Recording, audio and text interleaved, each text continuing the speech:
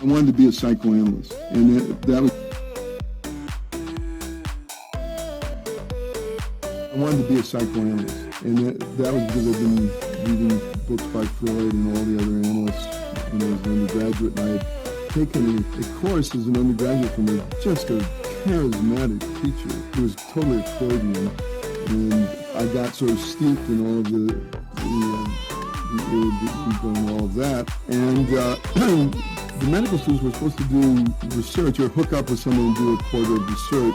And I just couldn't decide. So in my freshman year, I didn't do anything like that. I took a course. And then in the beginning of the sophomore year, in neurophysiology, Nathaniel Kleitman, who was one of the professors that taught neurophysiology, gave a talk. And he talked a little bit about consciousness.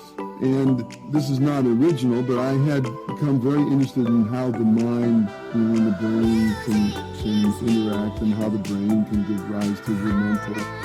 And I thought, well, here's this man studying sleep, and if we can learn what we lose when we fall asleep and what comes back when we wake up, that should certainly shed some light on how the brain creates a conscious mind. And so I knocked on his door. He opened the door, not very widely. He was somewhat brisk. As I got to know him, and I don't know why I feel I have to say this now, because some people have mentioned that I painted him as a little too abrupt.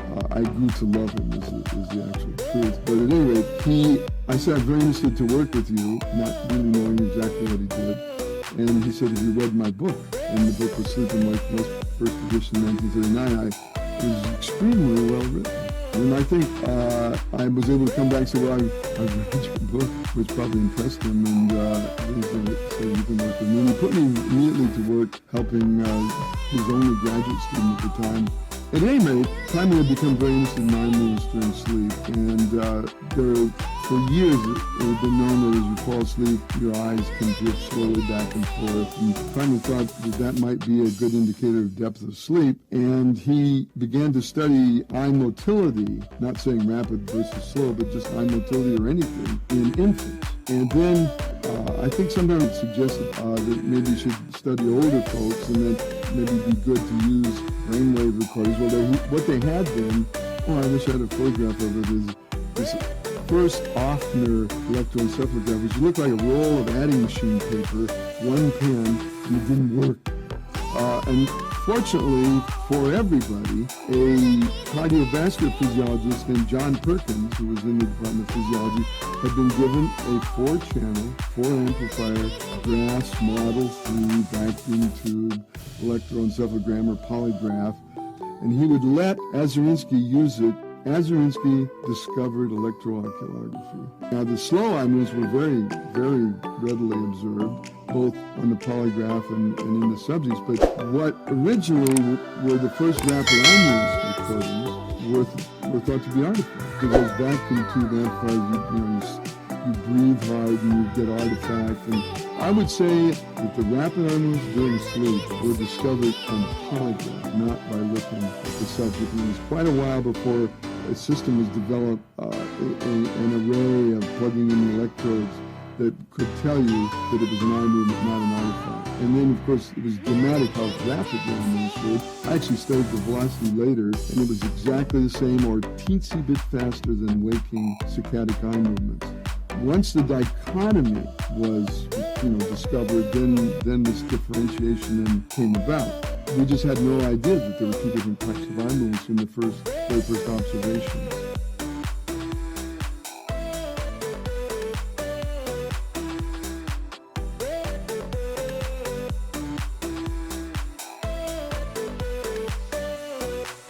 Now, that's not to say that it stabilizes prices. We don't want stable prices. We want prices changing, continual change in the economy. So the purchasing power of money, which is simply the other side of the whole structure of prices, the reverse of the reciprocal, that's also changing radically. Okay, we want to allow that to change. Roger Garrison has used a good analogy, and that is from the perspective of we people on Earth, the sun is stationary. We're moving around the sun, but yet the sun is obviously moving through the galaxy. And so gold is like the sun in some sense. It's relatively much more stable than prices of other goods and services, so single goods and services.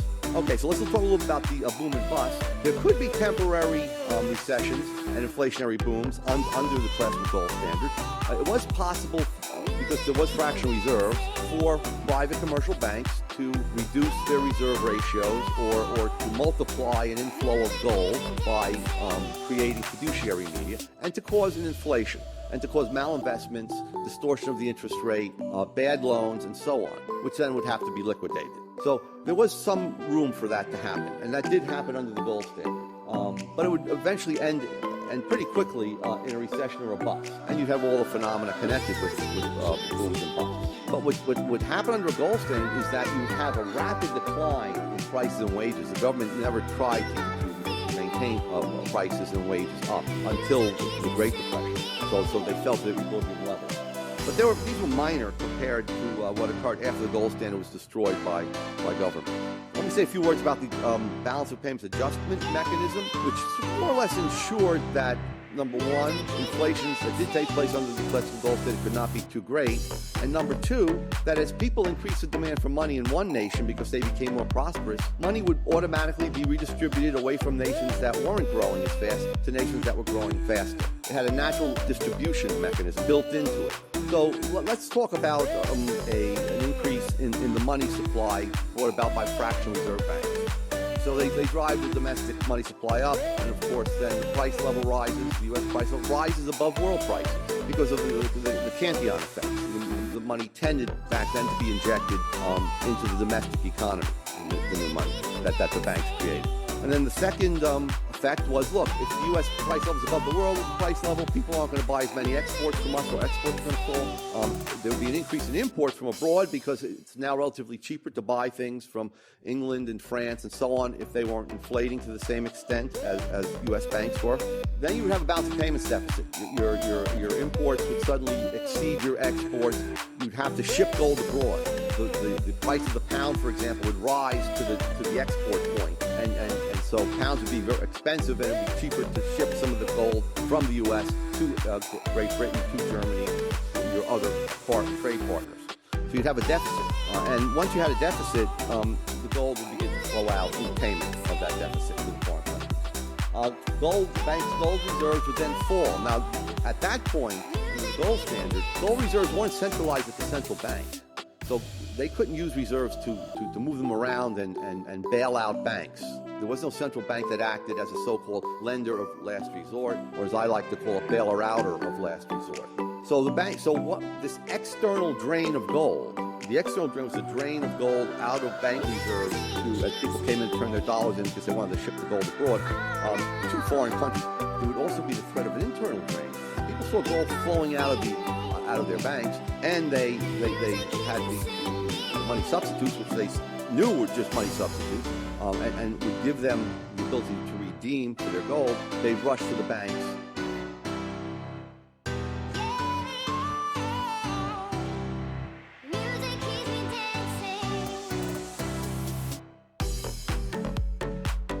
On doing things that people don't do well, and they should be concentrating on doing things that people don't do well, and they should be concentrating on things that people do well. The examples that you gave of what people do well were things like walking and talking and very simple things like this, whereas the examples of things that people don't do well are things like pole vaulting and perhaps spending a great deal of money to go to Mars by the year 2000. Well, going to Mars is certainly not something that people do well, but I don't think that answers the question whether we ought to be doing it or not. The question is there any point in people going to Mars? Well, you go back and have a look at the origins of that program, and I think you get a pretty straight answer to that question. That program originally came out of the failure of the Bay of Pigs invasion. Kennedy needed a political victory to overcome the effect of that, and he decided to set up a big crusade, the Apollo program. We got this fantastic thing, we're going to put a man on the moon. Was there any point to that? Well, there was a big point for the electronics industry. They made a killing out of it. There was a big point for a lot of scientists who got huge research grants. But there is a question. Did it make sense to put a man on the moon as distinct from a little receptor of some kind?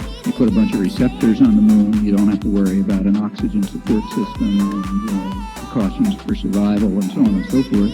It's obviously going to be vastly cheaper and vastly easier from an engineering point of view. Will you get any less information? In other words, is a man the best instrument to be on the moon? Well, scientists will have to answer that, but I'm quite certain the answer is no. That a human being is probably a very poor instrument to be on the moon. The choice of human beings on the moon was to have something dramatic, to have something that get people excited and distract them from their own problems and subordinate them to power and give a shot to the electronics industry and so on. That was the motive for it, and that doesn't make any sense. But those, it seems to me, are the kind of questions that one should ask, not is it the kind of things people do well or badly. Sometimes the kinds of things people do badly are worth doing. Quantum physics is the kind of things that people do badly. That's why there's so few people who can do it well. It's kind of like pole vaulting, kind of a quirk. Some people can do it, most people can't. But that's worth doing.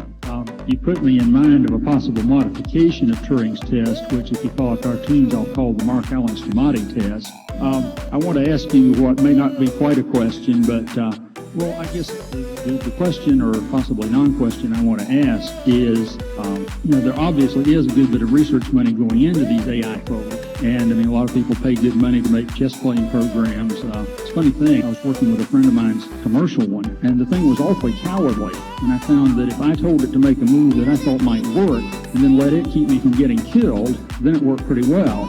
But if you just let it work, it took forever to do anything. Well, I must say I'll just give my own opinion. On the question of chess-playing programs, is it an interesting question at the current moment of science to figure out how people play chess? The answer to that's probably no. It's not an interesting question at the current phase of our understanding of the mind. But let's assume, for the sake of argument, that it is an interesting question. So, just for the sake of argument. Then we take a look at some program, and we ask, does that program tell us anything about the way humans do it? And the answer to that is flat no. They're designed so as not to tell us anything about the way humans do it. The programs are designed to exploit the capacities of computers, which are very different than the capacities of humans. So they have deep search and fast memory and all that kind of stuff. So we therefore throw out the systems instantly, at least on the scientific grounds, because they don't do anything. So they're studying what's probably a dumb question, and they're giving an answer which is totally useless. So what's the point? Well, as far as I can see, the only point is either advertising and getting research grants, or maybe taking the fun out of playing chess. If there's some other point, I don't know what it is.